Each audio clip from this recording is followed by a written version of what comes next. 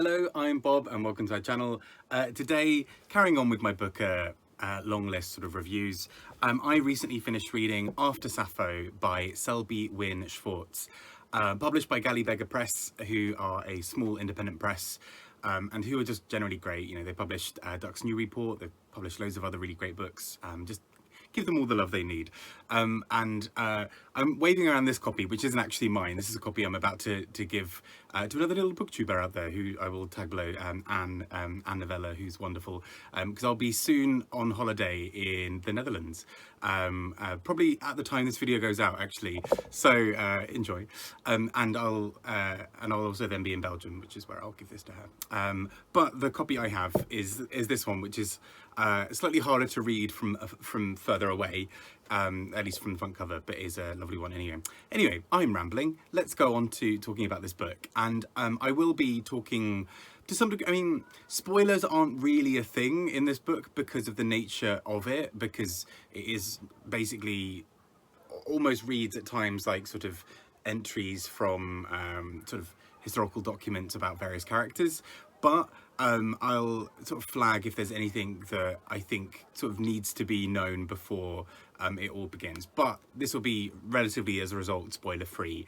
But let's get started. So this one in some ways feels like a bit of a curveball on the long list, partly because it's a small indie press, partly because this book had only just come out before the long list was revealed, so not that many people had read it to really get much of an opinion on it, and also partly because of where it fits in terms of what type of book it is. Because I actually, when I'd heard about this from Beggar Press, I went to like I sort of went to basically an online reading of it, and sort of there were, you know, a few questions talking about the book, and I was quite surprised when quite early on into that they described it as a novel, because everything I'd heard about it made me think that it was sort of a non-fiction book, or kind of sort of essays but sort of deconstructed in some way, and it does read like that, but actually it is quite novel-like in its approach, and reading it was so fascinating for that reason, because this book is really not like much else I've read before, and I see how it fits under novel, even though that I think that this book kind of delights in blurring the boundaries there. But essentially, long story short, the novel itself looks at various intersecting lives of women, particularly women who we would now call lesbian or bisexual, but perhaps wouldn't have used those labels themselves at the time, but the sort of historically, you know, looking back, we might use to talk about that. So some that we might expect in there, like Virginia Woolf, and Vita Sackville West, Radcliffe Hall, for example. But it also looks at people who we might not necessarily have sort of know as much about, like Natalie Barney, who I only know about really because of Diana Souhami's book, No Modernism Without Lesbians, which won the Polari last year and is fantastic. So looking at this book is sort of such a wide range of women's lives being covered, and it does feel really quite hard to pin this down, because essentially it takes this sort of approach of a fairly sliding narrative, where we will have maybe almost a paragraph about one woman, and then we'll go and focus on a different woman and how her life might be slightly intersecting with that life, or with the time period, or with something else. And then we keep changing, and we go to another person and keep going, and it's wild, but it's also not really like anything I've ever read before, because it feels so non-fiction and so brilliant as a non-fiction piece, but actually I can see how this reads as a novel, and I'll talk about that in just a sec. Part of what makes this feel so novel-like is the fact that there's a we in this book. The sort of central, you know, we're not just learning about these women's lives. There's a collective that's being referred to here, of not only the women themselves, but also people in the current time looking at those women and seeing them as part of their lineage and part of their history. So, you know, it might sort of say like, we would later see how this woman would do this, which feels like, you know, a narrative tone that we're quite used to seeing, maybe in certain types of fiction or non-fiction. But actually there's also this sort of collective we of a group of women saying, we benefited from this, or we our lives were changed because of this, which I think is so fascinating, particularly when we're talking about such a broad group of women, mostly, mostly in the UK, but also various people in the US and in Europe. We're talking about a group of women who, for the most part, were a sort of middle or upper class, but also there are sort of some characters who sort of don't fit within that either. And really, this book just sort of takes us on this sort of almost kaleidoscopic view of women's lives.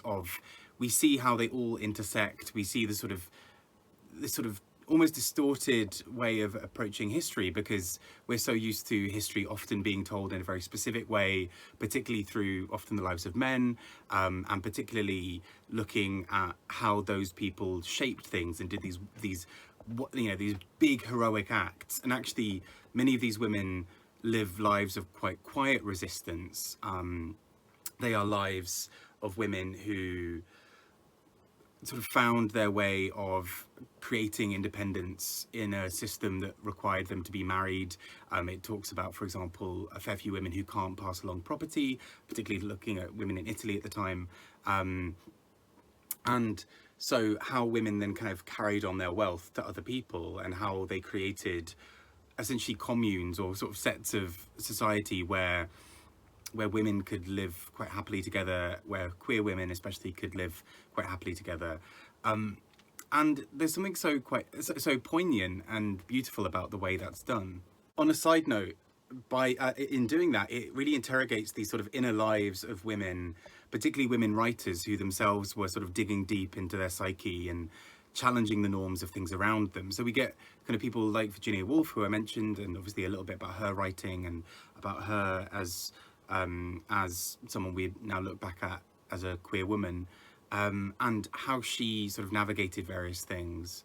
But also, and somebody mentioned this in the sort of reading that I was in, there was a really poignant question about this, of how there are basically almost no men in this book at all. Oscar Wilde is referred to, and we get a little bit about his trial and what have you. And at one point there's a man who is quoted, I think he was sort of part of the House of Lords in the UK, speaking about the obscenity of women talking about sex and sexuality. And then apart from that, we get one fleeting reference to Ezra Pound, but not by name, just sort of this man who was over there writing his cantos. And so actually there's something quite radical about this book in the way that it approaches reframing so much of history, not only from a women's perspective, but also what women do in the absence of men in many of these spaces, right? So once a lot of money has been raised to create a scenario in which these women can live lives where they don't have to get married, they're not reliant on men for sort of subsistence and money and other resources. What happens when actually these women are allowed this freedom that they so desperately sort of ask for and need? And then there's something just so brilliant about the way the book pulls that all together. And I found this just so compulsively readable, despite the fact that it sounds on paper like it should not work, particularly as a novel, particularly because there isn't a central character who we follow. We don't really have dialogue apart from some reported speech. We don't really have a plot. We don't really follow things uniquely, but sort of down those lines and sort of directly. But what is so beautiful about it is, Schwartz can really write.